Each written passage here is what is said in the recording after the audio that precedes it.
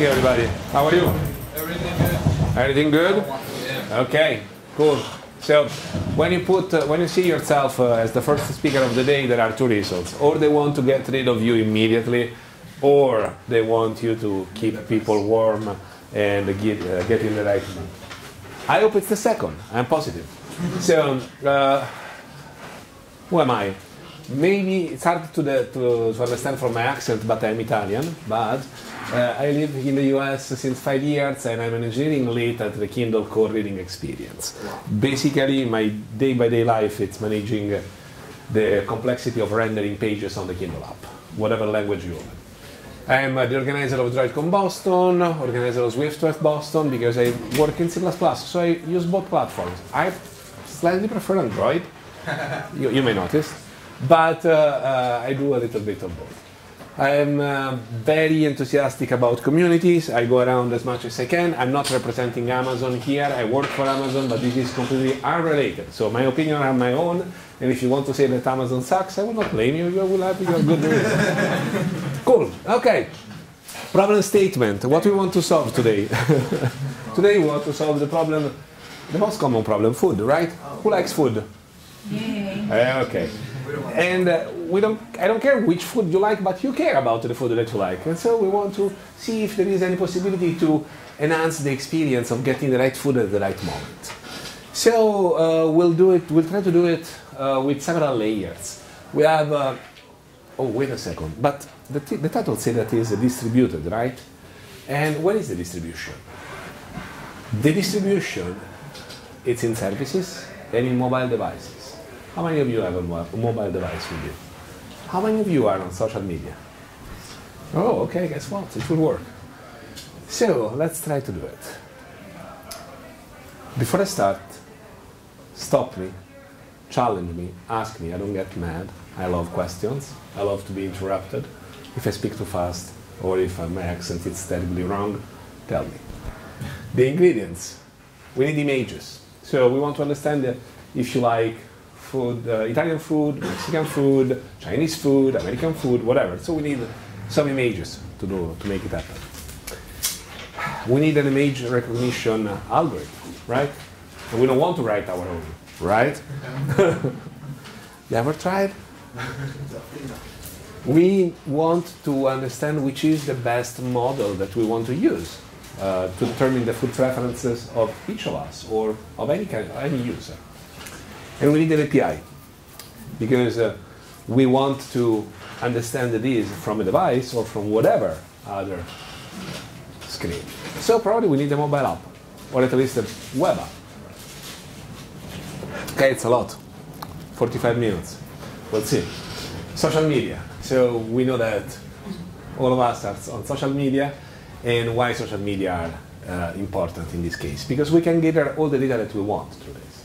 We can get any public data. For instance, Twitter, almost all of your data are public. Once you publish them, everybody can access it. Everybody that is part of the platform or every app. Until you don't mark your data private, I can sneak into your business and understand what you're doing. Why? Because I can use machine learning on top of it. Every social media has modern API, and we can gather the data very, very easy. There are a lot of social media.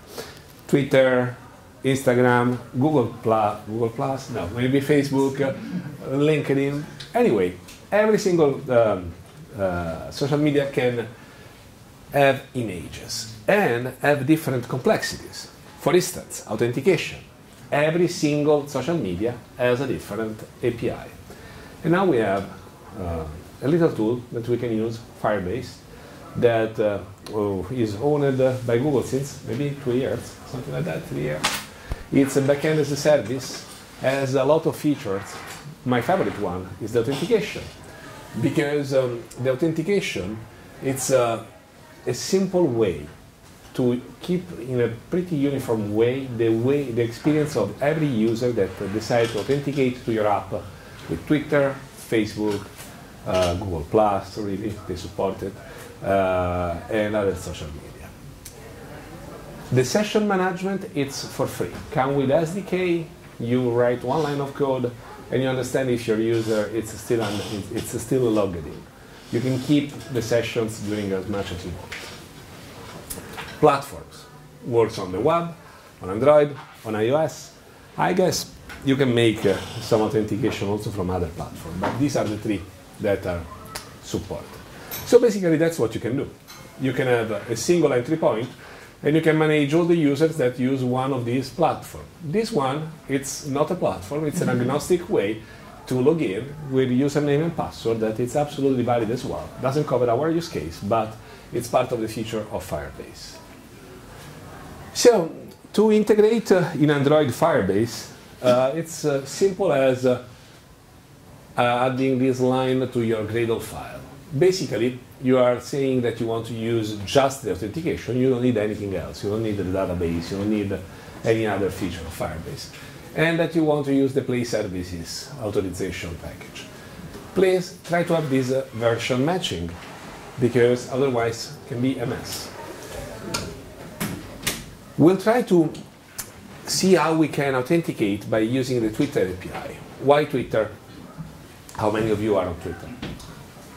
Not enough. But usually Twitter, it's one of the favorite platforms for engineers, geeky guys, a lot of us are over there. And when you speak with younger people, usually you say, like, look at your Twitter, no, Instagram, right?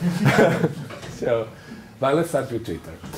With the API, you can have access to a subset of services that expose whatever you may need from the Twitter perspective. You can have the feed, you can get profile information about the user, you can understand if a tweet has been retweeted, liked, highly engaged or not. And this API actually allows you to build whatever software you want that integrate with Twitter. But it's not, the Twitter API are available for every platform, and it's not very complicated to start with it. You basically need a Twitter consumer key and a Twitter consumer secret. And once you have done this, you initialize with a configuration object this API. If you're wondering which programming language is this one, it's Kotlin. So Java is a long, long nightmare. It's past the nightmare. But we spoke about secret and consumer. How you create this? You create this by defining a Twitter app. A Twitter app is nothing more than a set of permission that you specify for whatever remote app that is accessing this data. For instance, you can specify that you don't want to allow the user to read any of the feed or just part of the feed or any profile information. It's up to you. Imagine that the Twitter app is nothing more than a configuration file. In fact, if you look at the web UI to define your Twitter app, you have the details, you have the key and access token, that is what we need, you have the permission tab, basically you specify which is the callback URL, if the sign-in is allowed, and so on. It's maybe 30 minutes learning curve. Then you will blame Twitter for how they designed it. But then, after you discover that if you don't put this, your Android or iOS app will never work, you are happy. To access whatever user feed, you can write a single line of code. In this case, I used retrofit. And basically, I'm saying that I'm getting the user timeline, I'm passing a user ID, and I want to include the entities. Include entities, it's a terrible signature, but it's the way you say to the API, give me the images. Or actually, give me all the media. That's what it gives you. It's interesting because then you have an attribute of this JSON object that is type. That if it's image, it's an image. Otherwise, it's a video, and it's a GIF, or whatever. To parse the data, you access the body of the tweet that is an array list. It's an array list. I used the generic type because simplified a lot the code. And this array list contains a linked tree map. This is an object that comes with a Twitter SDK. But basically, what you're doing here, you are filtering all the tweets that have the extended entities, so a media, and you are creating a new array that contains just this information. When you want to parse the data, you basically access these images list, and you string it. You create a JSON string.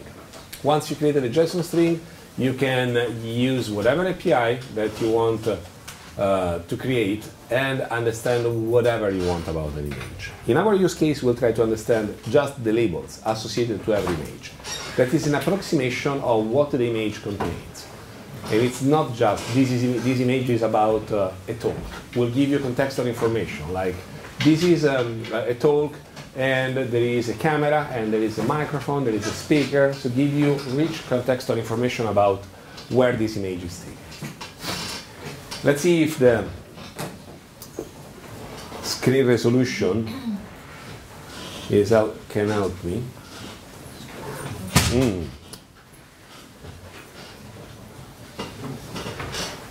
I don't think that will help me too much. So, how about now?